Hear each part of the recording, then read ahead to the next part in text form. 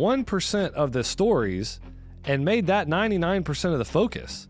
So it's like always talking about like, man, the one-on-one over coffee on the college campus, you're the coworker, you know, you don't need to take them to church to have the preacher like preach to them. And like, it should almost be like separated from the church, you know, like, you know, you're making a disciple if you keep them away from the church because you did it, you know, and I don't know, man, I think you and I are just kind of like, we throw our hands up a little bit because we're like, dude, that's 1% of the book of Acts. It's a very important part, but it's 1%.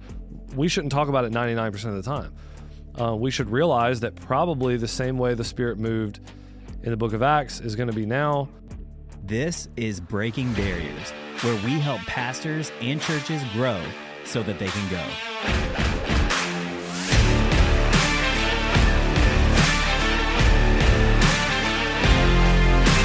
All right. Hey, everybody. Welcome to the Breaking Barriers podcast. Hey, we got a really awesome episode today because I think if we got our math right, today is episode number 53. So this is, I guess we turn 1. Do we turn 1 or 2? 1. So you're 0 to 1 and then we turn 1. Okay. So, yes, that's how math works. Turning 1 at this episode. So, hey, what we thought on the very first episode that Andrew and I did together to kick off the podcast, and if you haven't listened to that one, I encourage you to go back. I think that's the most listened to one. We really kind of broke down why Breaking Barriers, why we were doing this, really kind of just kind of the philosophy behind it, but also just kind of the church culture and what we were hoping to somewhat engage. And so we wanted to do another episode very similar to that today. So yeah, let's go ahead and just kind of jump right in. Yeah, I mean, a professor tells you how you got here. A practitioner tells you where you are. And, you know, I think that this podcast is our attempt at sort of reading the winds of church culture and seeing where we can be helpful in bringing, maybe some insight, some different ways of thinking about things. And hopefully it's going to be very constructive for the kingdom and for guys to, what we say at Breaking Barriers, you know, we want to help pastors grow so that they can help their churches grow. But the biggest thing is a mindset shift that has to start at the very top, and that is, we really want to help people get out of a bad frame of mind in terms of the way that they think about church growth. Probably the fastest way to undercut a movement is to begin to demonize things in that movement that grow. Mm-hmm. And certainly that's the place that we have kind of found ourselves in. I mean, it's almost unbelievable, but we simultaneously in our world is primarily SBC, but you know, in our world, we talk a lot about how 80% of churches are either plateaued or declining in the Southern Baptist Convention. Many of them have not had a baptism in years. The average church size is very small. It can be anemic. It's certainly not everybody, but that is the picture we get, a little bit of doom and gloom. And, you know, one of the things that we began to realize a couple of years ago that ended up pushing this podcast is we have got to be the only movement on planet Earth that will simultaneously mourn decline while refusing to celebrate growth. You know, I mean, it just, if I could think of any way to, you know, sort of undercut or dismantle a movement, that's what I would do. I would figure out how to get people to be cynical about things that grow. And so that's sort of where we found ourselves. There's a lot of different stories of how we kind of came to the conclusion of, that, you know, just to say it plainly, that we live in an anti-church growth world.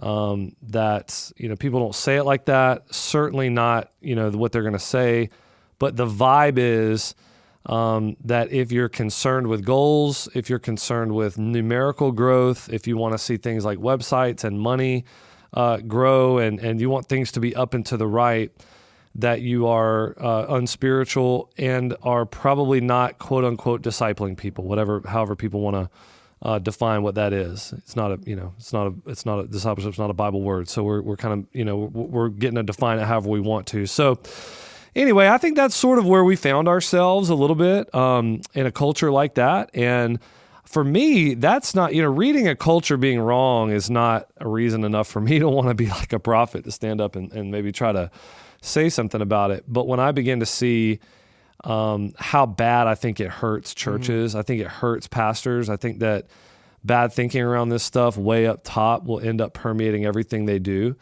You can't go after things that you need to go after that will actually move the needle in ways and with tenacity and energy if somewhere deep in your heart you feel divided about it.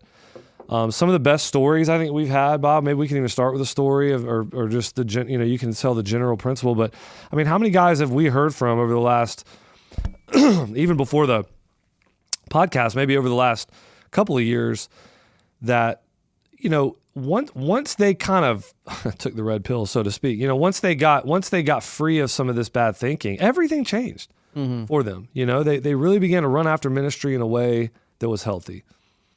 Yeah, I remember a guy telling me, I don't know, maybe this was a year ago. I mean, we were doing some of this Breaking Barriers stuff even before the podcast launched. He was just saying, and I think this is maybe a lot of people's story, like when he got into ministry and wanted to be a pastor, it was all about, he felt like God could do something really big through his life. Yeah. And he could see people come to Christ and just kind of a movement happen. And he said somewhere down the line, because of the anti-church growth stuff or whatever, you start feeling bad about, man, I shouldn't have a goal to have 50 people baptized this year or to have record attendance at our Easter services or to have this big evangelism thing or whatever. Yeah. And you just kind of lost that, right? And you start making about doing other things. And he said over the last probably like 3 years, just being around us and some of this stuff, he finally has just like freedom from it. From the grip of that stuff, and he feels like he's kind of just going back to what God just originally called him to do, and being a pastor, being a church leader. It sounds so spiritual, to kind of be not concerned with numbers and not concerned with growth, and yeah, I mean, we've heard, it's like it sounds right. It's like when somebody says that out loud, you immediately feel the guilt that you in your own heart of like the pride that can come with success. Mm-hmm. And what we've tried to say is there is not one pastor in a growing church ever in the history of the world, or probably a non-growing church, that has not dealt with the sin of pride. Mm-hmm. Like we're like, we can end up being the guy who's wanting to take credit, and we can fall into the same trap as Gideon or Nebuchadnezzar or whatever, like where we think it was us. And what we've tried to say is a fear of that pride is not a good reason to take your ball and go home. Like being afraid of like falling and being a prideful jerk is not a good reason to just stop doing Matthew 28 and Acts 1 and trying to grow the church. Instead, what we need to do is what we do with every other sin. We need to confess it to God for forgiveness and to each other for healing, James 5:16. And so having an open dialogue around, man, yes, as the church grows, that can be pitfalls for guys. Like, let's talk about that instead of act like it's not a reality, but it's not a good reason to just kind of like stop. Mm-hmm. But I do think it plays well at conferences and things when we already feel like we have a bit of a guilt gene around our own pride. Yeah, there just became a vibe. I'm sure someone could probably write a really cool book on this, but you think about like the church growth movement, like 80s, 90s, maybe even in early 2000s. And then you think about, I guess kind of us coming up and like, you and I are both, I'm about to turn 42, you're 41. At some point, the kind of conference speak, kind of seminaries were engaged. It kind of became, man, we want discipleship, but we don't really want growth. Like we want evangelism, we want somebody sharing their faith, but to think about the church more like from a higher level and think about, man, trying to make the church grow and that sort of thing. It's kind of like, man, that's just the wrong way to think about it. Yeah. And there's probably lots of different ways, how we got there. One, I think, kind of reflecting back now, being around kind of that seminary culture and that sort of thing, the Acts 2 church, the Acts 6 church is kind of a chaotic place. It's kind of like, man, it's not, I think, way we imagine it with like, nice buildings and steeples and, you sit in your office, for a certain amount of hours a week and work on this. Like, it was kind of a chaotic place, when the church really grows. And I think this kind of like part of this culture is kind of like this learning and seminary culture where guys like, they don't want the kind of chaos of that. And so they begin to demonize, a church that is growing and you're trying to figure out what to do. And they create a lot of theology around it, of why, like, man, it's, if you're thinking about numbers, you're just a pragmatist. But in reality, like, man, they just want to start a certain type of church, and that's just kind of their vibe Right. for how they're wired. Right. But yet they got to make it all about like theology. And, you've talked about like, churches have brands, Yeah. and it's more honest to actually just say that. Right. Right? Like we all are certain types of people Yeah. with certain cultures, certain vibes. We like to lead a certain way.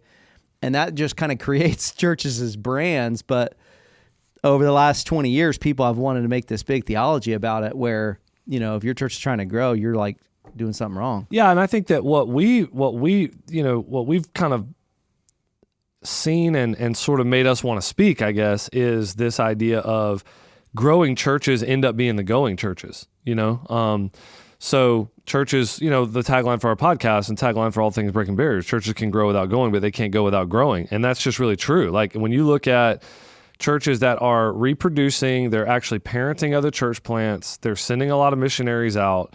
One of the common traits for churches that are that way is that they are constantly, having like a harvest. Now, for some huge churches, that might be hundreds of people a year. For some small church in a rural context, it might be a couple of families a year.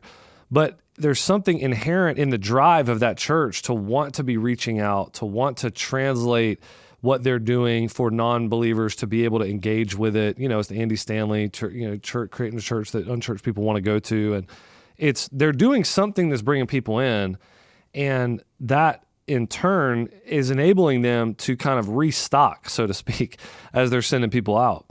And, that connection between growing and going is just really a bedrock part of the Breaking Barriers idea. Because, like you're saying is really true. You and I sort of grew up in the ministry time that was just a natural pendulum swing from like consumerism, church growth movement, that all that stuff that you were talking about from the 80s, 90s, a lot of pragmatism, that kind of thing. And so we ended up, you swing, that's just normal. The pendulum swings. And I hope that we're doing more than just swinging the pendulum back, although we are doing that. I hope that what we're trying to do is say, hey, you can never swing a pendulum that goes all the way into growth or all the way into going and starts to demonize the other one. Like you got to hold these two things together. And one of the things we learned at the Summit Church in Raleigh-Durham that I'm grateful for is just that idea of tension and balance. And that's what we're trying to say is like growing and going, they go together. And if you're interested in sending, which I think why sending is so celebrated, although growth is so demonized, is because sending is seen as the ultimate form of discipleship. If somebody's willing to move their life to another country, if they're willing to move their life on a church plant, then certainly they were discipled. And so we like the idea of sending, but we just don't like the idea of growing. And I'll say this, we're very pragmatic people. We're very pragmatic in the way we think about church. And it's just a reality. Like we noticed at our 10-year anniversary that for every one person we had sent to the mission field, we had baptized 10 people. And for every one person we baptized, we'd seen 10 first-time guests. And so first-time guests were 100 to 1 between a first-time guest and sent one. If you're going to grow, if you grow, you have an opportunity to go. And so I think that holding those two things together has been another reason why that we have felt like this is a really good podcast. Equip pastors to think well about this. And then we've done a lot of work around helping churches grow and go. Yeah, I mean, one of the ways that I have framed this is you think about like in Acts chapter 2, which, probably no matter where a church is at, they're like, okay, yeah, we affirm that. We want to be Acts chapter 2 church, Well, you look at the end of Acts chapter 2, and we did this. We were planning a church, and we have created our flywheel around this, Acts 2:42 through 47, that's the last verse of the chapter. That's like what church is, right? It's, meeting together in the temple, meeting house to house, living with generous hearts, and then God adding to their number, which means they were evangelizing, they were sharing, and the thing was growing. Well, people are like, yeah, we want that. Like, we want that sort of discipleship where people are being generous, they're going deeper, they're in community. Well, you go look at Acts chapter 2, and you look at verse 41. Everything to verse 41 is, the day of Pentecost, Peter preaching this sermon. Like, everybody knows, like, man, preaches this sermon. You have 3,000 people get saved. You have people get baptized. Like, that's everything, verse 1 through 41. And then in most Bibles, there's like a non-inspired kind of header that's put in right there between verse 41 and verse 42. And so what happens a lot of times is like, man, all these churches, and we talk with guys, we coach guys, planting churches. They're, man, we want to be all about this stuff, right? All about being in community and being generous and all this stuff. And we're like, man, that's how we were too. And that's how we tried to design the church. But you got to be like, okay, but where did those disciples come from? Like, we know we had like the 11 disciples, but like, I mean, all of those people that are kind of being the church in verse 42 through 47, you got to say, where did they come from? They came from the crowds from Peter's sermon.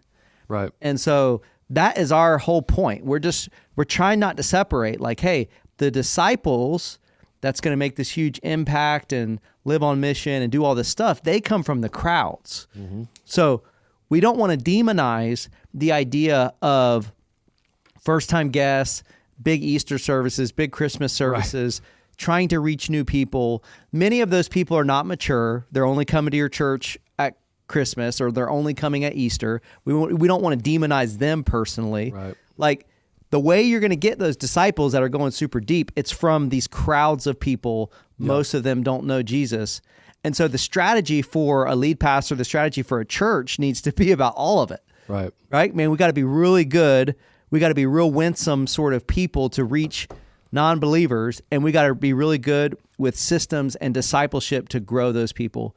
And for some reason, those two things have just been like separated. Yeah. And it's like, man, the evangelism of the day is really teaching people to do one-on-one evangelism, which is great. I mean, that's awesome. That's in the Bible, right? Like the Philippian jailer, or, you know, you think about the woman at the well, and I get that. We want to do that. But at the same time, you can't act as if 99% of the people that got saved in the book of Acts, it happened when there was a preacher and the Holy Spirit and a crowd. You know, now maybe sometimes that crowd was 15 or 20 people. Sometimes it was thousands, but that is like the way that the Spirit was working in Acts. It was in both one-on-one evangelism. Got it. It was also in the crowd. But what we've done is we've taken what was the 1% of the stories and made that 99% of the focus. So it's like always talking about like, man, the one-on-one over coffee on the college campus, you're a coworker, you know, you don't need to take them to church to have the preacher like preach to them. And like, it should almost be like separated from the church, you know, like, you know, you're making a disciple if you keep them away from the church because you did it, you know, and I don't know, man, I think you and I are just kind of like, we throw our hands up a little bit because we're like, dude, that's 1% of the book of Acts. It's a very important part, but it's 1%.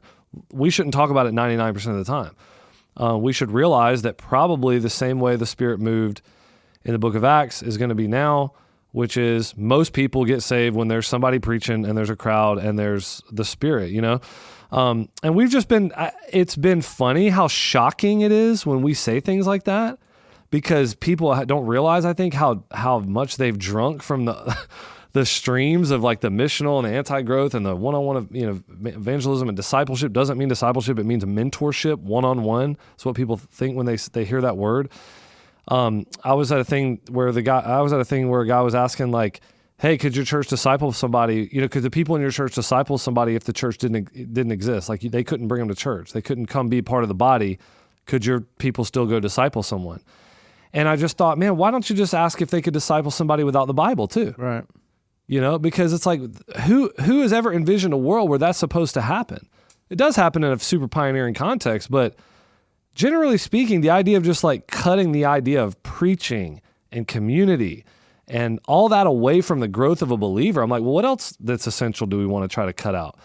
We've just tried to be like really upfront about, man, we feel like preaching and being in groups and like these are discipleship processes that if they work, if you work them, you know? Yeah. And just like, just trying to think back, like, okay, why did we start Breaking Barriers when we did? Like, we've always tried to be willing to coach people over the years. Like Mercy Hill, we're 12 and a half years old. Is that right? So like very early on when people wanted coaching from us, it was like, hey, we're willing to help or whatever, but we don't feel like we have some like platform to start a podcast or whatever else. But right. I do think as we've grown and then we've started to plant churches, right? So you have like children and you're thinking about having like grandchildren. You do have to think about like, okay, what do we believe and how do we help them with this? Some of this is just practical too. Like, you know, I remember the really super old book now, but the book Planting Fast Growing Churches, where this guy did he does a D-Men research project on, man, what's the difference between churches that like exist 20 years from now and churches that die in the first 5 years? And it's like, okay, anybody hearing this, like, yeah, we want our church to be exist 20 years from now, to have that sort of. And the main point was, man, when churches grow beyond 200 people in the first 5 years, they're like 90% likely to, be here 10, 15, 20 years from now. When churches don't in the first 5 years, they're like 90% likely to die in the next 5 years. And it's just like, man, that's very practical, but it's like, man, the church has to grow for this thing to work long term. Right.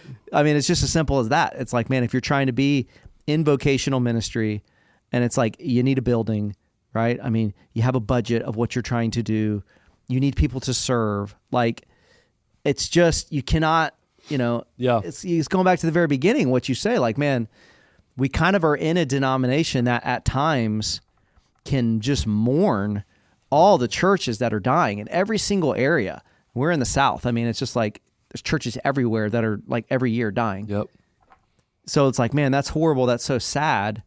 But then when a guy stands up and wants to talk about his church growing or a strategy for that or how we can be better with that, then they're demonized. And it's I mean, like, we've said, like, for whatever reason, I mean, we both got, I love seminary, like our seminary was awesome. I mean, we all love it. I mean, freaking love it. But it's like, I do think it's funny that I look back now and I'm like, man, I got 96 hours MDiv and I never had one class on church growth. How much could you and I have benefited from someone to say, like, hey man, budget, vision, leadership skills. Like, hey, you want to read the Bible to plant a church. Like, I totally understand that. But, let's say you were a farmer. Like, if you're a farmer, you may want to read some books on regenerative agriculture before you just go farm. If you're a pastor, you may want to read some Jim Collins, before you just go try to lead a staff of 20 people. Like, we feel like, man, God is just it's so abundant in his wisdom that we have so many things that we can learn, that we can bring it to bear upon, the organization of the church. And we just don't have any problem with that. But yet, in seminaries, man, we don't have any kind of church growth stuff. We talk about, man, our denominational stuff. You'll go to a conference and there's a breakout for everything under the sun except for church growth. Like, if you just said, hey man, at this conference, at this convention or whatever, we're going to have 10 ways to grow your church by 100 people in 2025. That would be like, it would make news. Oh, church growth, it's all about the number. The pastors conference this year, we tried so hard to like keep these things together. Growing good, going. I mean, the whole time. And one guy made like one statement, but the preachers did a great job. All of them did. They really tried to stay on message. I feel like they honored me. But one of them said like one thing, like, which is true. He's like, man, you could build a crowd without building a church. I mean, he said one of those lines. It was the biggest amen in the whole room. And I just remember thinking, like, man, statistically, how many of these churches are not, they're plateaued or declining, and yet the thing that we're amening is it's not about the crowd, And I think what I've said a lot is like, we keep telling people like, man, don't worry about your weekend attendance. Don't worry about your weekend attendance. And I'm like, guys, look around. The message has gotten out, And I mean, I don't, it's just like, by and large, we're not.